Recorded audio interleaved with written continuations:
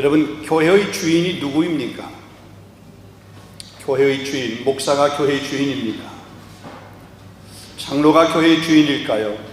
아니면 우리 권사님들 계신데 권사님들이 교회의 주인입니까? 숫자적으로 보면 집사님들이 훨씬 더 많습니다. 집사님들이 그러기에 교회의 주인입니까? 여러분, 교회의 주인은 목사도 장로도 권사도 집사도 아니고 교회의 주인은 오직 예수 그리스도이십니다.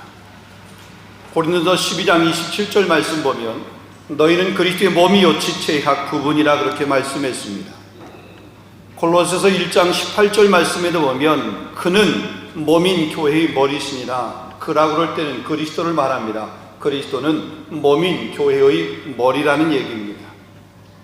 에베소서 1장 22절에서 23절 말씀에도 보면 또 만물을 그의 발 아래 복종하게 하시고 하나님께서 만물을 그의 발 아래 예수 그리스도의 발 아래 복종하게 하시고 그를 만물 위에 교회의 머리로 삼으셨느니라.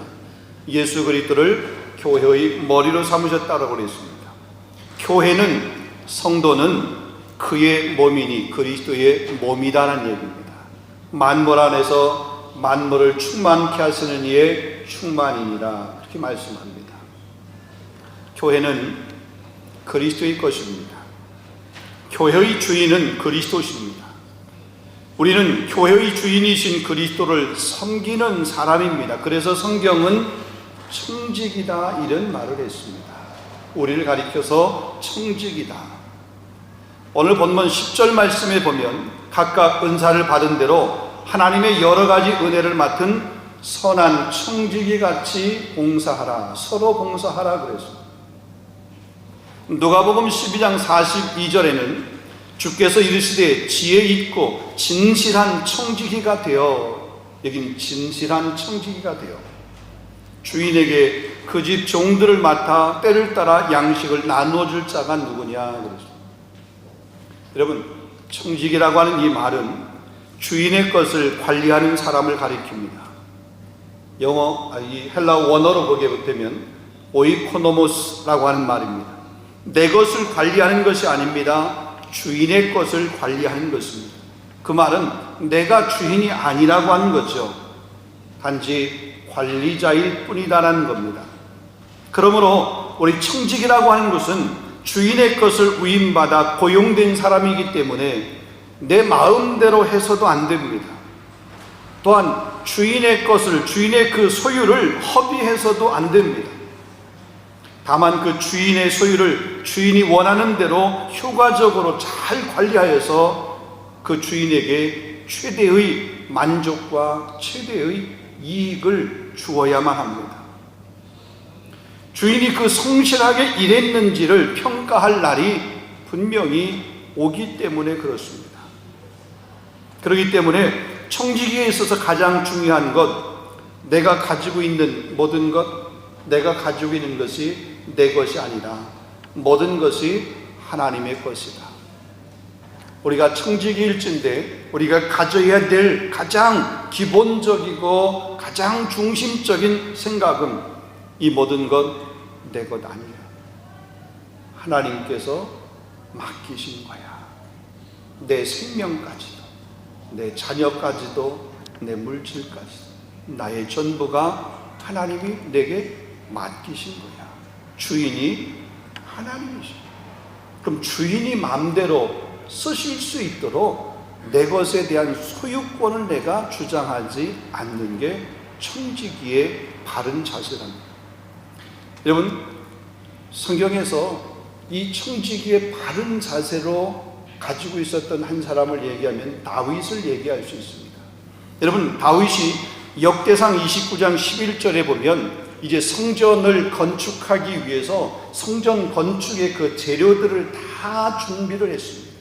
그러고 나서 그가 거기에 쓸 예물을 준비하고 나서 이렇게 고백합니다. 여호와여, 위대하심과 권능과 영광과 승리와 위엄이 다 주께 속하였사오니 천지에 있는 모든 것이 다 주의 것이로소이다. 여호와여, 주권도 주께 속하였사오니 주는 높으사 만물의 머리이심이다. 우리가 주의 손에서 받은 것으로 주께 드렸을 뿐입니다. 성전을 건축하기 위해서 그 재료를 준비했습니다. 예물을 준비했습니다. 거기에 필요한 것을 위해서 모든 것들을 다 준비했습니다. 자기 것을 드린 거잖아요. 백성들의 것을 드린 거잖아요. 이스라엘 백성들이 자기 걸 드린 거잖아요. 근데 다윗은 이렇게 고백합니다. 주의 손에서 받은 것으로 주님께 드렸을 뿐입니다.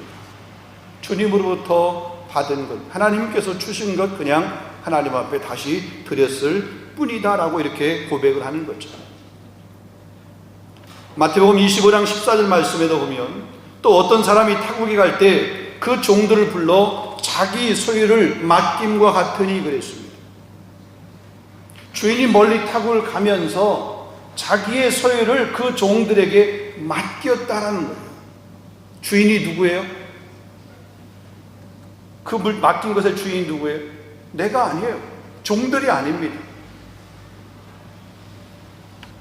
그러니까 우리들은 하나님의 소유를 맡은 사람들, 하나님의 소유를 맡은 청지기입니다. 그래서 청지기에는 사명이 있습니다. 우리가 잘 아는 것처럼 청지기의 사명, 고린도전서 4장 1절로 2절 보게 되면 사람이 마땅히 우리를 그리스도의 일꾼이요 하나님의 비밀을 맡은 자로 여길지어다. 그리고 맡은 자에 구할 것은 충성이라고 해요. 요한계시록 2장 10절 말씀에 보면 죽도록 충성하라. 그러면 생명의 관을 내게 주시리라. 충성하는 것입니다. 자, 오늘 본문은 베드로전서입니다.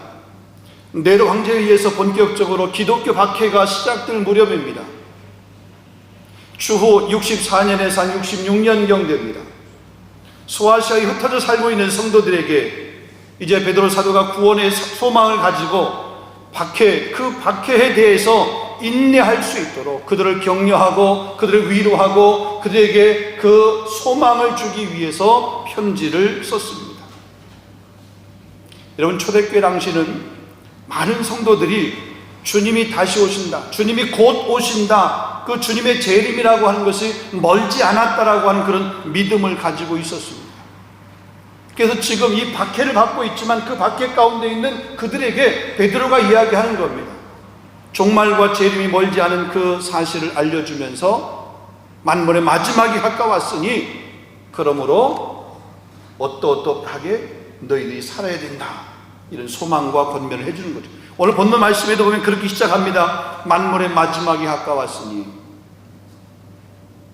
자, 그러면서 이 만물의 마지막이 가까운 이 시점에 어떻게 청지기로서 그리스도인으로 살아가야 될 것인가, 그것을 베드로 사도가 지금 흩어져 있는 이 사람들에게, 그리스도인들에게 이야기하고 있는 것입니다. 자, 오늘 이 말씀을 통해서 우리 선한 청지기로 우리가 어떻게 살아가야 될 것인가, 오늘 우리가 재직으로 2022년도 재직으로, 아니 지난해 재직이었기에 올해 그냥 동일하게 재직으로 혹은 신임 재직으로 각 부서장으로 혹은 뭐 성가대원으로 교사로 여러 직분으로 이렇게 임명을 받게 되는데 우리가 한 해 동안 어떤 마음, 어떤 자세를 가지고 섬겨야 될 것입니다. 베드로 사도가 주님의 재림과 종말이 임박했다라고 하는 그런 시점에서 성도들에게 권면했던 이 메시지를 통해서 우리 청지기로서 어떤 자세를 가지고 섬겨야 될 것인가, 간략하게 네 가지로 한번 생각을 해보도록 하겠습니다. 첫 번째로 보면 기도로 섬겨야 됩니다. 본문 7절 말씀입니다. 만물의 마지막이 가까웠으니 그러므로 너희는 정신을 차리고 근신하여 기도하라. 여러분, 청지기는 기도하는 사람입니다. 선한 청지기로 살아가려고 그러면 반드시 기도해야 됩니다. 우리는 기도하지 않고는 도저히 살 수 없는 그런 시대를 지금 살아가고 있습니다. 우리의 대적 마귀가 우는 사자처럼 삼킬 자를 찾고 있기 때문에 그렇습니다. 마지막이 가까울수록 기도를 방해하는 세력들이 너무나 강하게 역사하기 때문에 그렇습니다. 여러분의 삶을 한번 가만히 한번 보십시오. 점점 기도하기 쉽습니까? 기도하기 어렵습니까? 여러분의 주변에, 여러분의 환경 가운데 기도를 방해하는 세력들이 없습니까? 아니면 많습니까? 여러분, 왜 그렇게 분주하고 바쁘십니까? 때로 우리 삶에 보면 너무 이렇게 급한지 모르겠습니다. 백수가 과로사한다고 하는 그런 말처럼 우리가 얼마나 분주하게 살아가는지 모릅니다. 아니, 분주한 것 같아요. 분주한 것뿐만 아닙니다. 왜 그렇게 우리의 그 감정을 돋구고 감정을 불편하게 만드는 그런 요소들이 많은지 모릅니다. 화나고 열받는 일들이 참 많이 있습니다. 어떻게 보면 문제 이거 하나 해결되면 그 다음 문제는 없었으면 좋겠는데 또 다른 문제가 있습니다. 아픔, 이 아픔이 지나가고 나면 다시는 아픔이 없었으면 좋겠는데 또 다른 아픔이 있습니다. 문제의 연속입니다. 아픔의 연속입니다. 화날 일들이 매일 생깁니다. 매주 생깁니다. 기도할 시간과 기도할 마음과 기도할 생각이 점점 여러분 줄어들고 있지 않습니까? 근신하여 깨어있지 아니하면, 여러분, 기도하지 아니하면 우리가 살아갈 수 없는 그런 시대. 기도하지 아니하면 그냥 감정에 따라서, 기도하지 아니하면 그런 환경에 밀려서 나라고 하는 존재가 서야 될 위치, 달려가야 될 그런 방향도 잃어버리고 그냥 그 환경에 따라서 혹은 시류에 따라서 감정에 따라서 휘둘리는 것이 우리의 모습 아닙니까? 그런 모습은 청지기의 모습은 아닙니다. 여러분, 예수님의 사역과 예수님의 삶을 한번 가만히 보십시오. 예수님 그 누구보다도 바쁜 사역이었습니다. 바쁜 일정이었습니다. 그런데 바쁜 사역과 바쁜 일정 가운데 예수님은 항상 기도의 삶을 사셨습니다. 예수님의 사역의 중요한 것은 기도셨습니다. 아니, 기도 안 하셔도 될 분이 기도하셨습니다.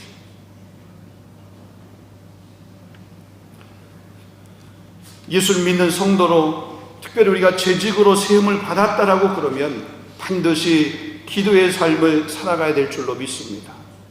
여러분, 기도는 하나님과 영적인 교제입니다. 기도 없이는 하나님의 뜻을 이해할 수 없고 하나님의 뜻을 행할 수도 없습니다.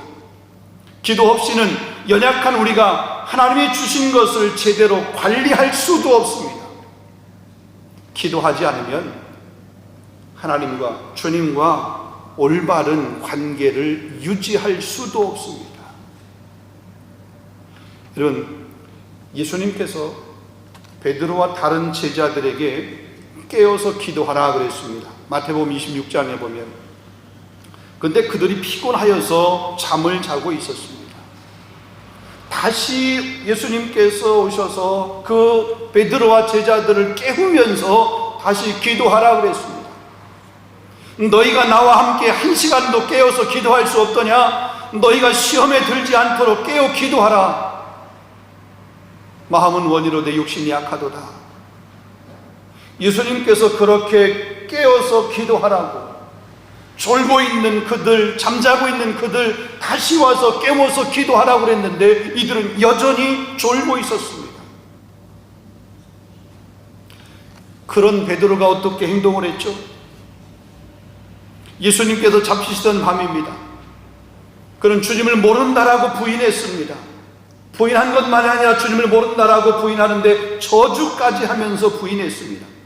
다른 사람은 다 주님을 버릴지라도 나는 주님을 버리지 않겠다고 호언장담했던 베드로입니다. 그런데 다른 사람보다 먼저 주님을 모른다라고 부인하는 그런 일을 행하게 되었습니다. 왜 그랬을까요? 기도해야 되는데 기도에 실패하니까, 기도하지 않으니까 실패한 것입니다. 기도하지 않으니까 시험에 든 것입니다. 베드로가 그 경험을 한 사람입니다. 자기가 기도하지 않고 실패를 경험한 사람, 그래서 그 세상 어떤 사람들보다 부끄러움을 가장 강하게 느꼈던 사람, 그런 사람으로 지금 이제 이 베드로 사도가 이 베드로전서의 수신자에게 이야기하는 겁니다. 기도하라.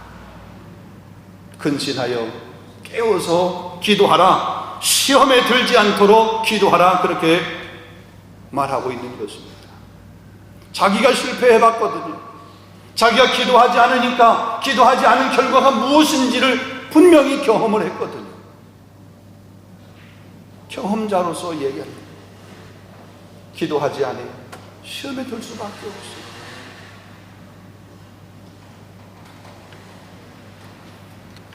하나님은 기도를 통해서 역사하는 줄로 믿습니다. 여러분, 누가복음 9장 27절 말씀에 보면 기도 외에는 다른 것으로 이런 이유가 나갈 수 없느니라 그랬어요. 그러므로 우리가 깨어 기도하는 깨어 기도하는 청지기가 되어야 될 줄로 믿습니다. 여러분, E.M. 기도의 아버지라고 하는 E.M. 마운트가 이런 말을 했어요. 기도하지 않으면 죽는다 그랬습니다. 미국의 빌 하이빌스 목사님은 바빠서 기도합니다. 너무 바빠서 기도합니다 그랬어요. 우리는 바쁘면 기도를 건너뛰잖아요. 피곤하면 기도 건너뛰잖아요. 할 일이 많으면 기도 건너뛰잖아요. 그런데 빌 하이빌스 목사님은 너무 바빠서 그래서 기도한대요. 그러기 때문에 기도한대요. 기도하지 않으면 그 일을 감당할 수 없기 때문에 기도합니다.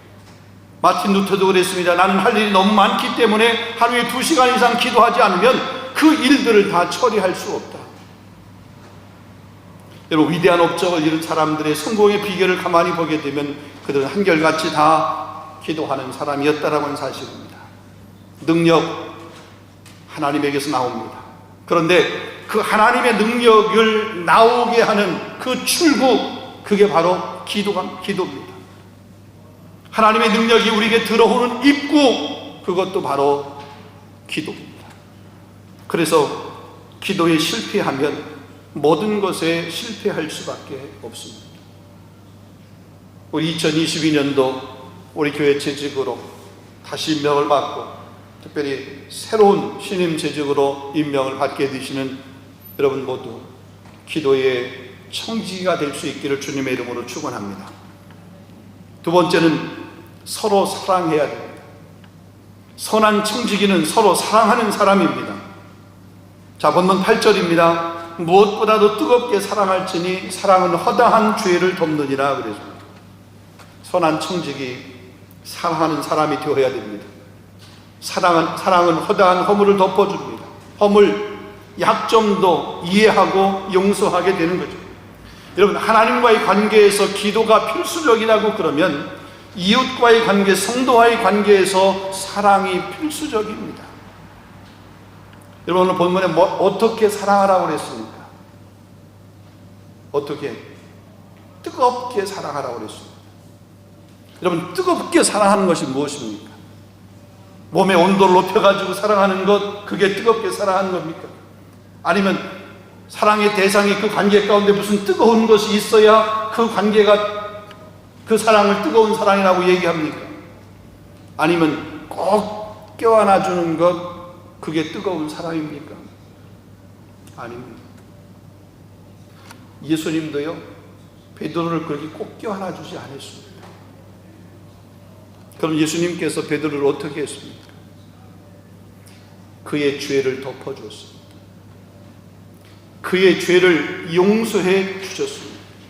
그러면서 사랑합니다. 뜨겁게 사랑합니다.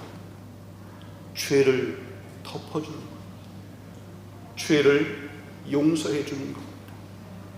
그러니까 뜨겁게 사랑한다라고 하는 것, 죄가 보이지 않을 때까지 사랑하는 겁니다. 죄를 덮어줄 때까지 사랑하는 것. 근데 참 이게 쉽지 않아요.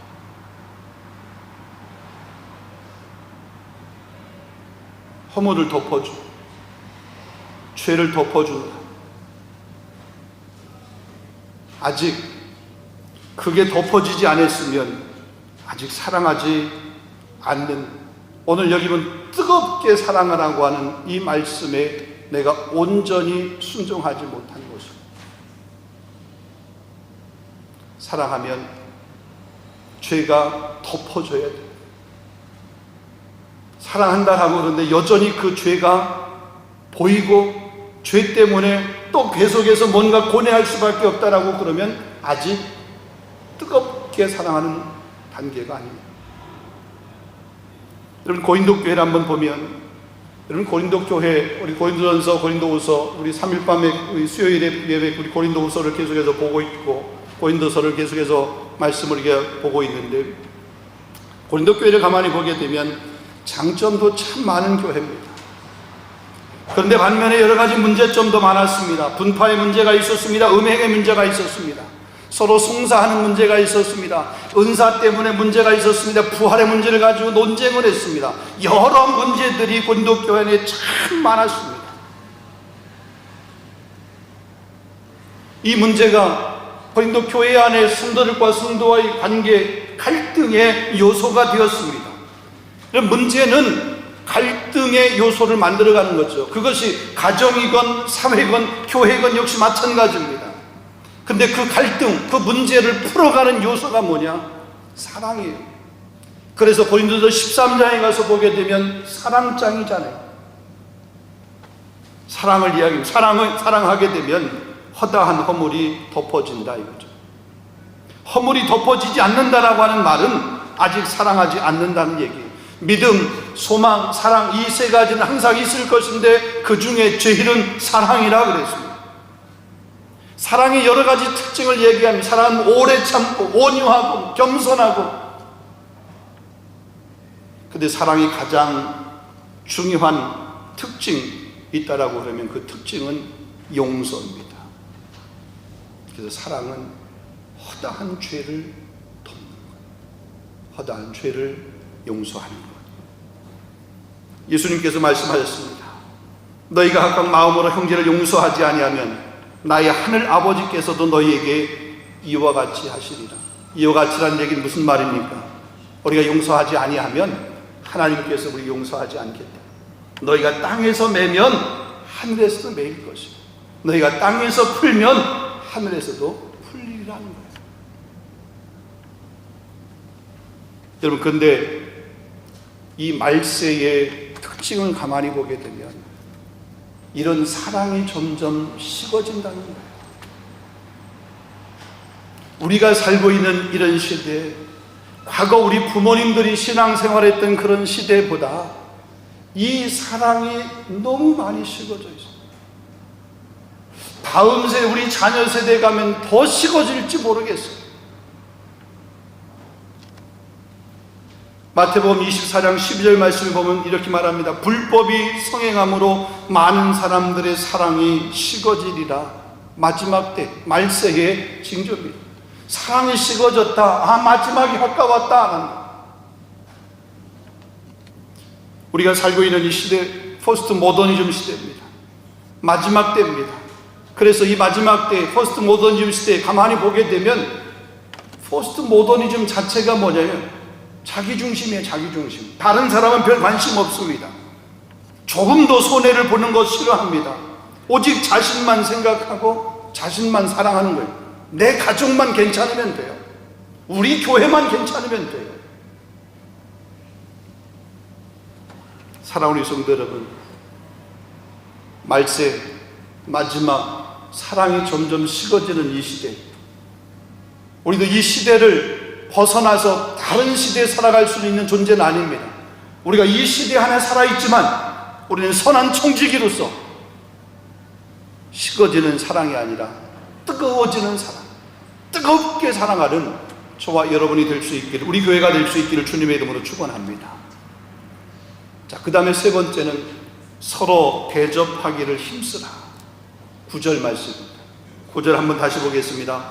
서로 대접하기를 원망 없이 하고 그랬습니다.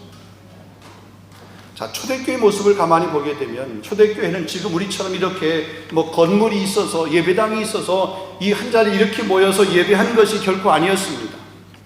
그 당시는 보통 어디서 가정에서 이렇게 예배, 가정교회. 우리가 조별로 이렇게 모여서 우리 가정에서 그 조모임을 하는 것처럼 그 가정에서 모이는 그런 모임이었습니다. 자, 이 가정에서 모여서 예배를 드리다 보니까 예배도 드리고 때로 모이는 사람들을 대접을 하게 됩니다.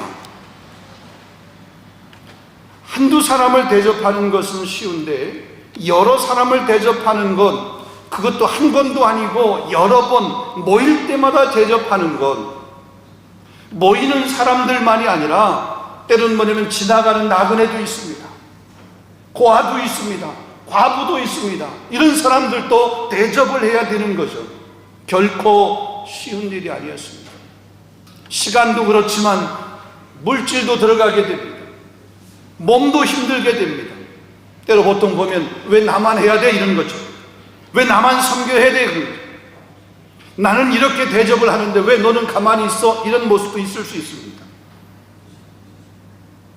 그러다 보면 얼마든지 원망하고 불평이 나올 수밖에 없다는 거죠.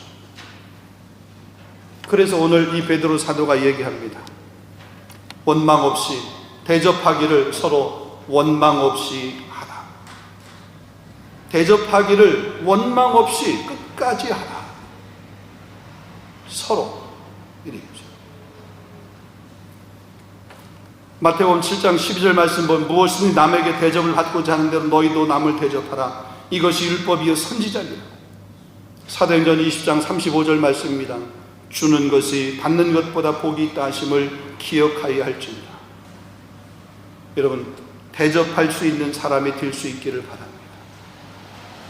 섬기는 사람이 될 수 있기를 바랍니다.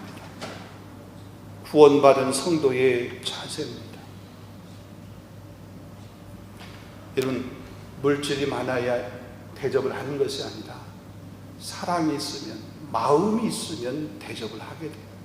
작은 거지만 대접을 하게 돼요. 우리 교회도 많은 사람을 좀 대접하는 교회가 되었으면 좋겠습니다. 지난 한 2년 동안은 코로나 기간이어서 파리 이렇게 방문하는 선교사님들이 많지 않으셨어요. 이제 코로나 확진자의 숫자는 더 많이 늘어났지만 이제 좀 익숙해져 있는지 몰라도 이제 선교사님들이 한 분 매 주마다 이렇게 왔다고 연락을 하고 이런 분들이 계십니다. 그동안 2년 동안은 잠잠해서 좋았거든요. 요즘은 가끔 풀려나가야 돼요.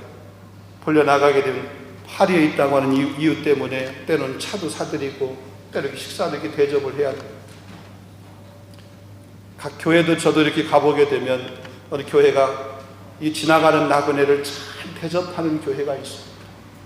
어떤 교회는 안 그런 교회가 있습니다. 우리가 파리에 있는 것 이유 중에 하나도 지나가는 그런 나그네, 복음을 들고 이렇게 다니는 그런 전도자의 그런 발걸음, 그 발들을 대접하는 일에 우리 교회가 힘쓰는 그 일을 하되 원망 없이 하는 그런 교회가 되어야 될 줄로 믿습니다. 여러분 개인도 마찬가지입니다. 이렇게 대접하기를 원망 없이 하는 게 바로 사랑의 실천입니다. 마지막 네 번째입니다. 선한 청지기 같이 봉사해야 된다.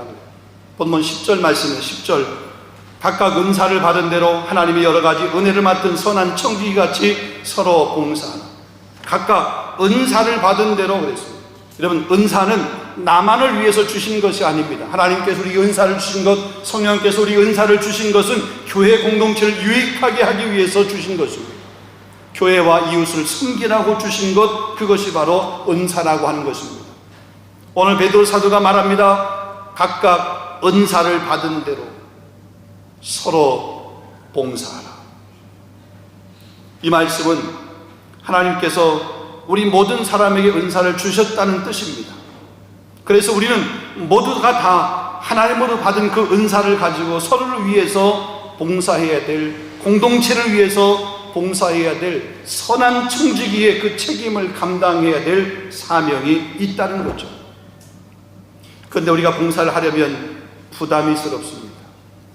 때로는 봉사하려고 하다 보면 짜증도 납니다. 힘이 듭니다. 왜냐하면 짐이라고 생각을 하기 때문에 그렇습니다. 근데 그 봉사가 짐이 아니라 그것을 은혜라고 생각을 하게 되면 짜증이 안 납니다. 오히려 기쁩니다. 은혜라고 생각합니다. 나 같은 사람에게 그런 섬길 수 있는 그런 기회, 봉사할 수 있는 그런 기회, 하나님이 은혜로 주셨다라고 생각을 하게 되면 그 얼마나 기쁜지 모릅니다. 본문에서 여러 가지 은혜를 맡은 이라고 하는 말이 있습니다. 하나님이 주신 은혜라고 하는 사실입니다. 다른 말로 얘기하면 하나님이 주시는 은혜로 힘으로 하라고 하는 것이죠. 그래서 본문 11절 말씀에 보니 이렇게 말합니다. 만일 누가 말하려면 하나님의 말씀을 하는 것 같이 하고, 만일 누가 봉사하려면 하나님이 공급하시는 힘으로 하는 것 같이 하라. 그러니까 하나님이 주시는 은혜로 하고 하나님이 주시는 힘으로 하지 억지로 하지 말라 이거죠. 그럼 하나님이 주시는 은혜로 하나님이 주시는 힘으로 하려고 그러면 우리가 그 하나님의 은혜를 사모하는 자가 되어야 되잖아요. 그래서 그렇게 사랑하고 죄를 덮어주기까지 사랑하며 원망 없이 대접하고 봉사하는 선한 청지기가 될 수 있기를 원합니다. 말씀을 맺도록 하겠습니다.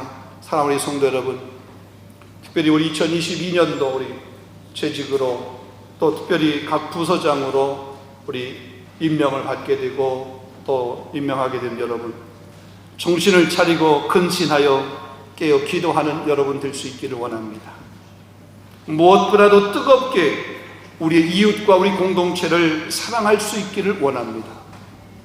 대접을 하는 일을 즐겨하되 원망 없이 즐거워할 수 있는, 힘써할 수 있는 여러분이 될 수 있기를 원합니다.